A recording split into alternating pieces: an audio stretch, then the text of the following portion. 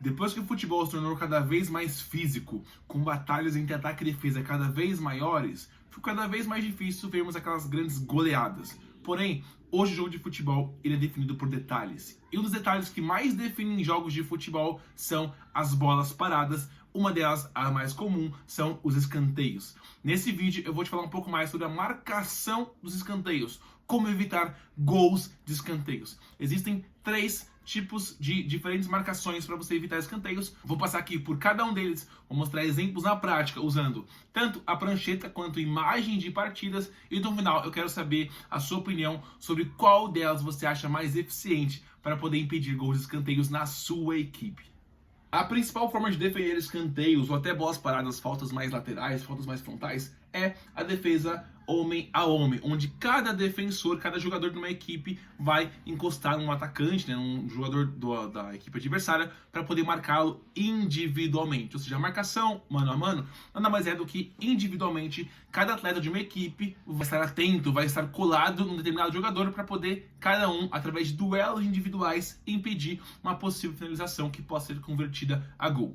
Esse tipo de marcação ele é excelente para, por exemplo, você neutralizar grandes cabeceadores, aqueles jogadores de destaque que têm vantagens qualitativas. Então, por exemplo, eu posso colocar a minha equipe, meu zagueiro mais alto, mais forte no jogo aéreo, para poder defender contra o atacante, ou um zagueiro, ou o melhor cabeceador da equipe adversária.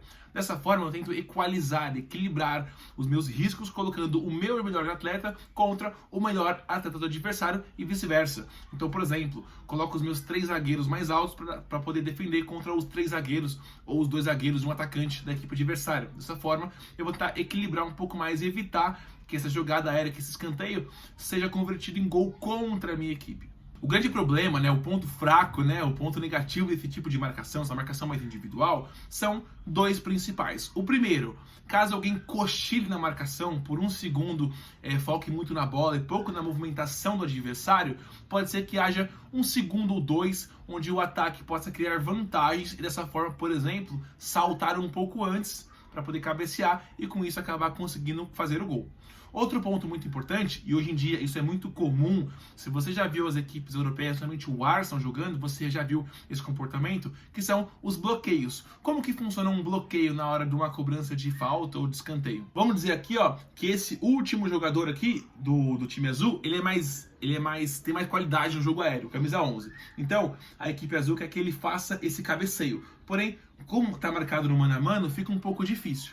Mas o camisa 9 e o camisa 10 podem fazer bloqueios, por exemplo, dessa forma, onde o 10 e o 9 vão meio que proteger o camisa 11 e impedindo que o marcador direto, né, o 6, aproxime, para dessa forma, quando for cobrado o escanteio, eles conseguirem bloquear a defesa adversária para o 11 poder cabecear. Então, esse é um gatilho, um ponto negativo da defesa homem a homem. Você consegue, com esses bloqueios, tentar criar algum tipo de vantagem para que o jogador, né, com maior potencial de finalizar a gol da sua equipe possa finalizar. Tá aí uma imagem para você agora, um exemplo de um jogo mostrando justamente essa marcação mais individual, essa marcação mais mano a mano. O outro tipo de marcação muito comum no futebol é a marcação por zona. Na marcação por zona, o foco não é em defender contra um atleta específico, não é no duelo individual, mas sim em proteger as zonas mais perigosas do jogo, as zonas mais cruciais, onde a finalização seria quase que indefensável para o goleiro, por exemplo, falando de um escanteio, de uma bola parada, de uma falta lateral. Então, na defesa por zona, o foco é defender as regiões mais importantes contra a nossa baliza. Por exemplo, aqui, ó, repara que mesmo sem nenhum atacante colado no primeiro jogador da defesa, há um jogador aqui para poder proteger a entrada da pequena área. Assim como há um jogador no final da segunda área, na parte do segundo pódio, da segunda trave, mesmo sem ter um atacante nessa região. Então, a defesa por zona foca em priorizar a defesa das áreas mais cruciais, das áreas mais vulneráveis. Então, você defende melhor essas regiões, porém, também, como todo tipo de estratégia, deixa os seus pontos fracos. Um deles, por exemplo, é o ataque conseguir sobrecarregar determinada região do campo. Como, por exemplo, se a equipe vermelha defenda a pequena área por completo, eu posso sobrecarregar a segunda trave, vindo com 3 atletas contra 2. E aí, caso isso já foi combinado, já foi treinado, o cobrador já vai fazer esse cruzamento buscando essa região, porque a equipe tem superioridade numérica. Então a chance de levar vantagem e conseguir finalização, ela é superior também.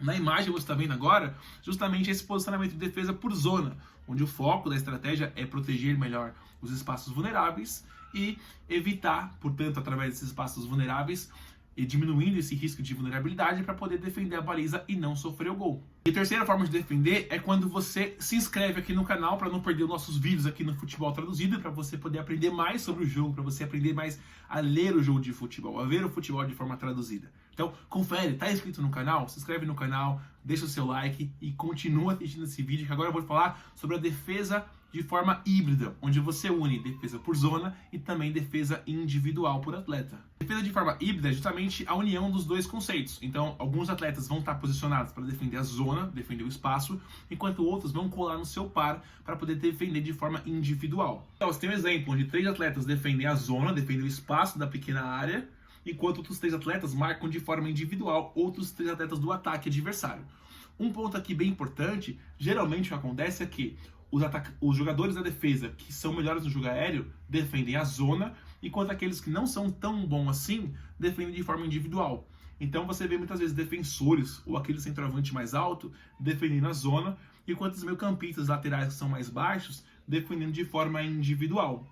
Dessa forma você equilibra bem, mas como toda estratégia tem os seus prós e contras.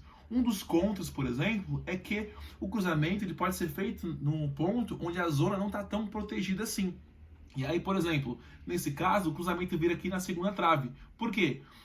Os dois atacantes aqui podem preencher o espaço, essa zona não está muito bem defendida, e os jogadores que estão marcados individualmente, eles podem também fazer aqueles bloqueios. Então eles podem correr, por exemplo, para frente, indicando que o cruzamento vem para cá, carrega os seus pares, atrai a atenção dos jogadores da zona, enquanto o cruzamento vem aqui numa outra região.